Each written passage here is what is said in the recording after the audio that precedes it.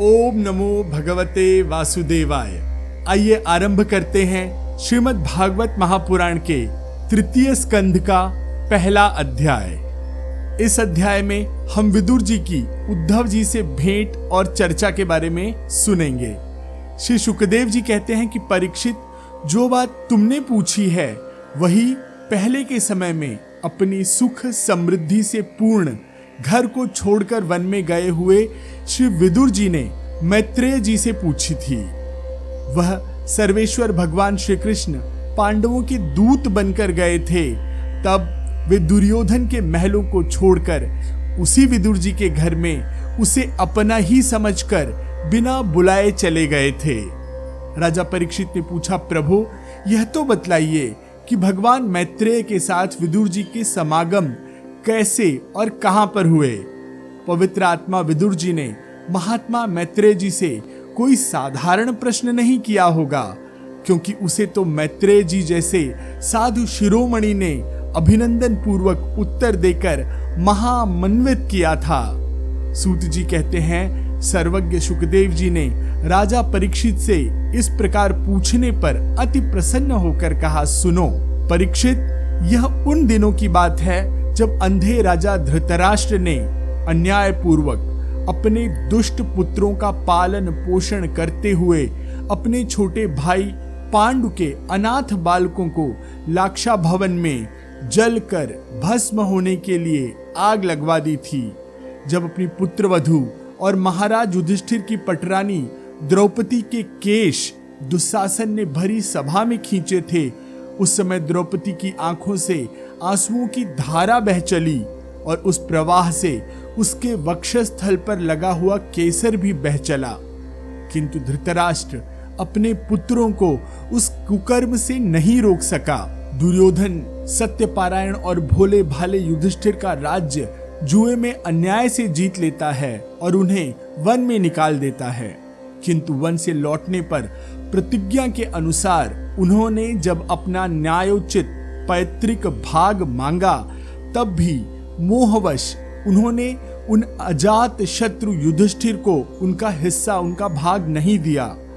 महाराज युधिष्ठिर के भेजने पर जब भगवान श्री कृष्ण ने कौरवों की सभा में हित भरे सुमधुर वचन कहे, जो भीष्म आदि सज्जनों को अमृत की तरह लगे, पर कुरुराज ने उनके कथन को कुछ भी आदर नहीं दिया।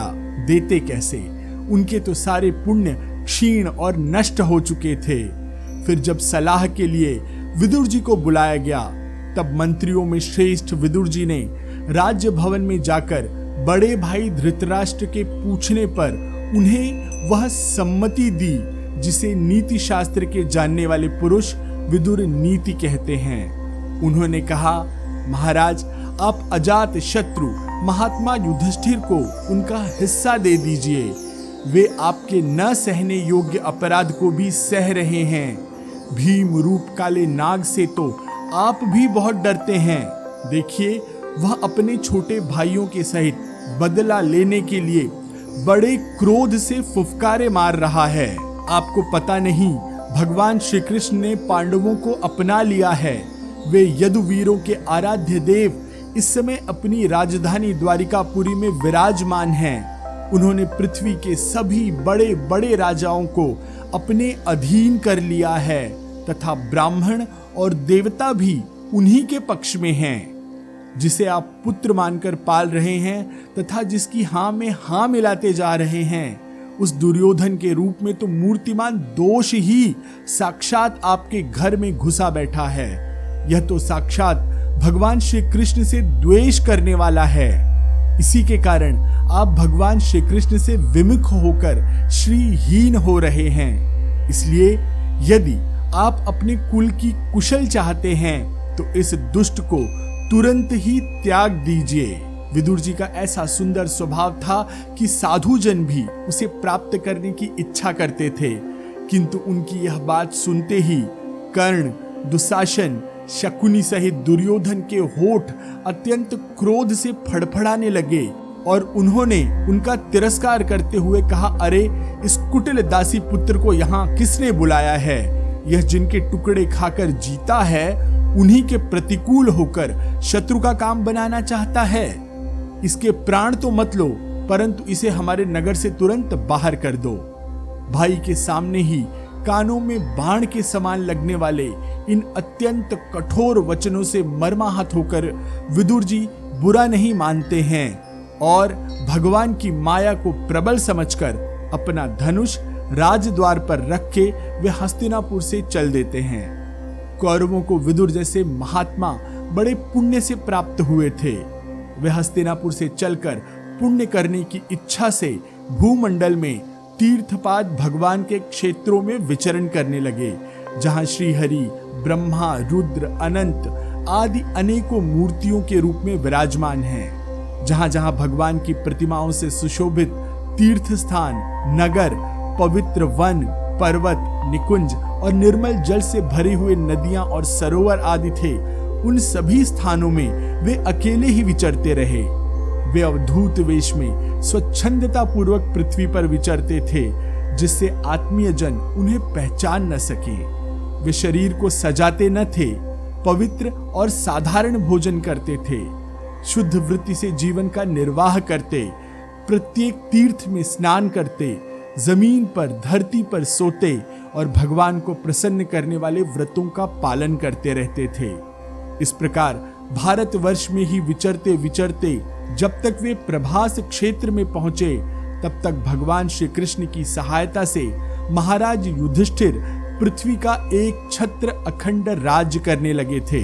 वहां उन्होंने अपने कौरव बंधुओं के विनाश का समाचार सुना, जो आपस में कलह के कारण परस्पर लड़ भिड़कर उसी प्रकार नष्ट हो गए जैसे अपनी ही रगड़ से उत्पन्न हुई आग से बांसों का सारा जंगल जलकर राख हो जाता है।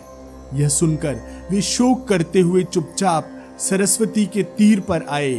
वहां उन्होंने त्रित, उष्णा, मनु, पृथु, अग्नि, असित, वायु, सुदास, गौ, गुह और श्राद्ध देव के नामों से प्रसिद्ध 11 तीर्थों का सेवन किया। इसके सिवा पृथ्वी में ब्राह्मणों और देवताओं के स्थापित किए हुए जो भगवान विष्णु के और भी अनेकों मंदिर थे, उनके शिखरों पर भगवान के प्रधान आयुध चक्र के चिन्ह थे, जिनके दर्शन मात्र से श्री कृष्ण का स्मरण हो आता है, उनका भी सेवन किया।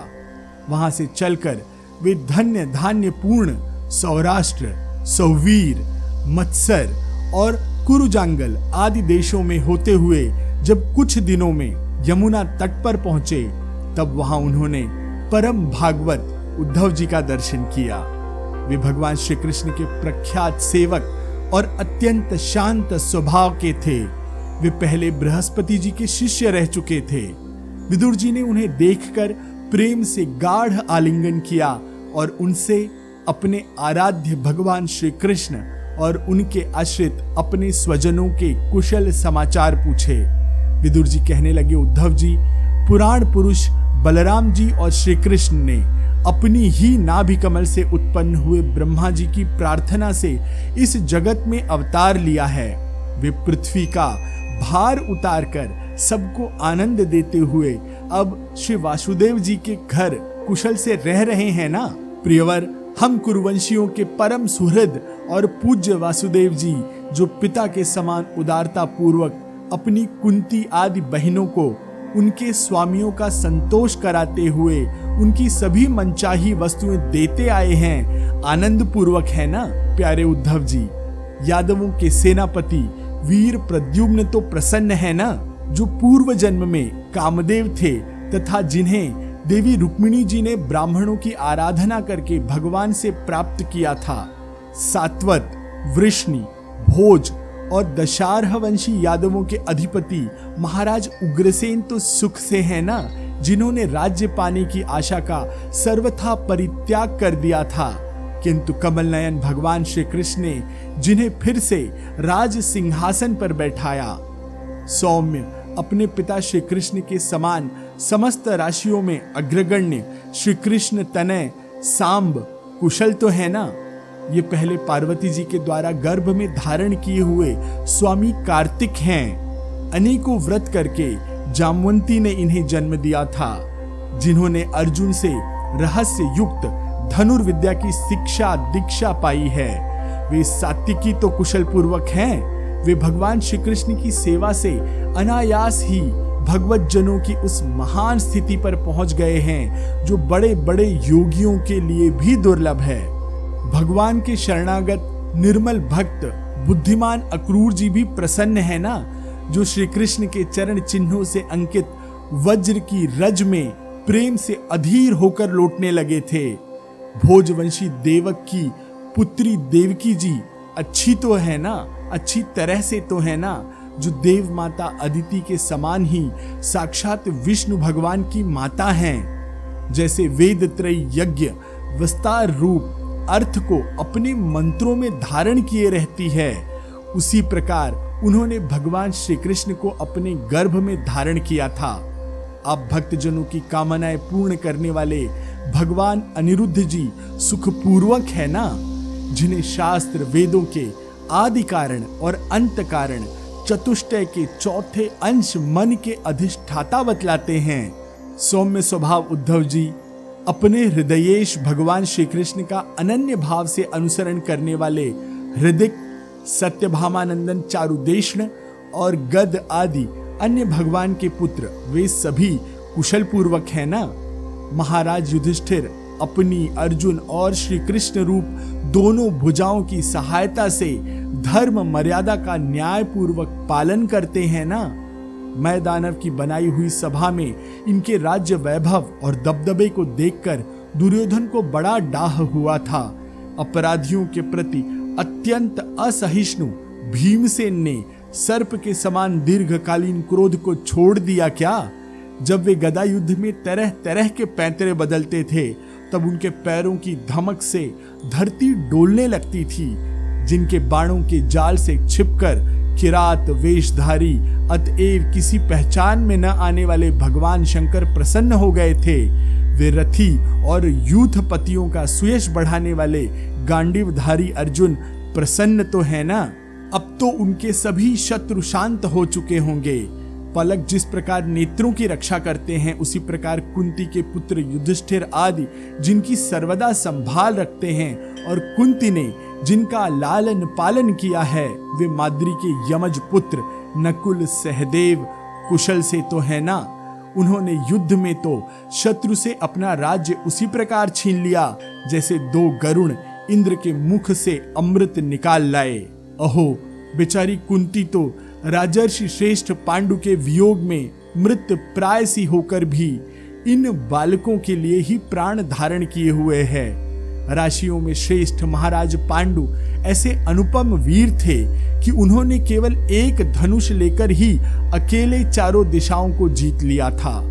सौम्य स्वभाव उद्धव जी, मुझे तो अधप पतन की ओर जाने वाले उन धृतराष्ट्र के लिए बार बार शोक होता है जिन्होंने पांडवों के रूप में अपने परलोकवासी भाई पांडु से ही द्रोह किया था तथा अपने पुत्रों की हां में हां मिलाकर अपने हित चिंतक मुझको भी नगर से निकलवा दिया था।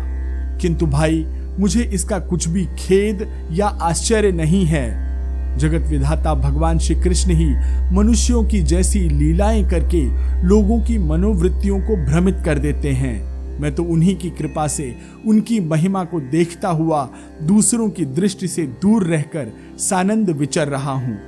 यद्यपि कौरवों ने उनके बहुत से अपराध किए, फिर भी भगवान ने उनकी इसलिए उपेक्षा कर दी कि वे उनके साथ उन दुष्ट राजाओं को भी मारकर अपने शरणागतों का दुख दूर करना चाहते थे, जो धन विद्या और जाति के मद से अंधे होकर कुमार्गामी हो गए थे और बार बार अपनी सेनाओं से पृथ्वी को कंपा रहे थे। उद्धव जी, भगवान श्री कृष्ण जन्म और कर्म से रहित हैं, फिर भी दुष्टों का नाश करने के लिए, लोगों को अपनी ओर आकर्षित करने के लिए उनके दिव्य जन्म कर्म हुआ करते हैं। नहीं तो भगवान की तो बात ही क्या, दूसरे जो लोग गुणों से पार हो गए हैं उनमें भी ऐसा कौन है जो इस कर्माधीन देह के बंधन में पड़ना चाहेगा। अतः मित्र, जिन्होंने अजन्मा होकर भी अपनी शरण में आए हुए समस्त लोकपाल और आज्ञाकारी भक्तों का प्रिय करने के लिए यदुकुल में जन्म लिया है, उन पवित्र कीर्ति श्रीहरि की बातें सुनाओ। इसी के साथ पहला अध्याय यहाँ पर समाप्त होता है। अगले अंक में हम दूसरे अध्याय को सुनेंगे। तब तक मैं आशीष पी मिश्रा आपसे आज्ञा लेता हूँ। ओम नमो भगवते वासुदेवाय।